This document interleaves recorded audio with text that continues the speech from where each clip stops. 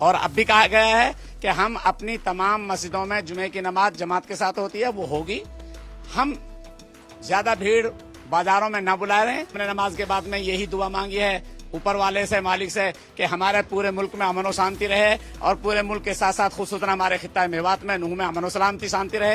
ये हमने दुआ मांगी है। नूह की जो जामा मस्जिद है वहां पर ऐसा पहली बार होगा जब जुमे की नमाज जो है अता की गई। तो साफ तौर पर मौलवी साहब जाहिद साहब हैं बातचीत करने के लिए। प्रशासन ने कहा था कि घरों में ही नमाज पढ़ने की बात कही थी और बाजार भी खुले, लेकिन जाहिर तौर पर जो संख्या बल है देखा गया कि बहुत ज्यादा लोग जो है आए।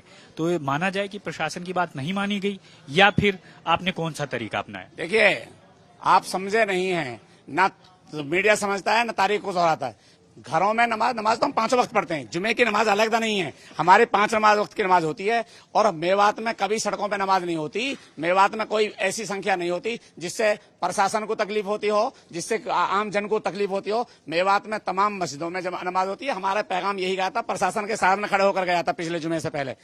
और अब भी कहा गया है कि हम अपनी तमाम मस्जिदों में जुमे की नमाज जमात के साथ होती है, वो होगी।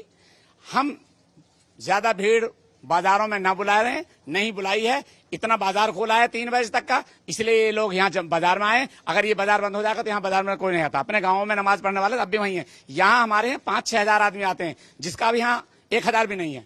जैसे साहब, जो नमाज पढ़ी गई, नमाज के दौरान भी क्या आपने अपील की, शांति की, सौहार्द की? जी, हमने नमाज से पहले जो खुतबा होता है, खिताब होता है, बयान होता है, उसमें भी तमाम लोगों से अमन और शांति और सलामती का, भाईचारे का पैगाम दिया है।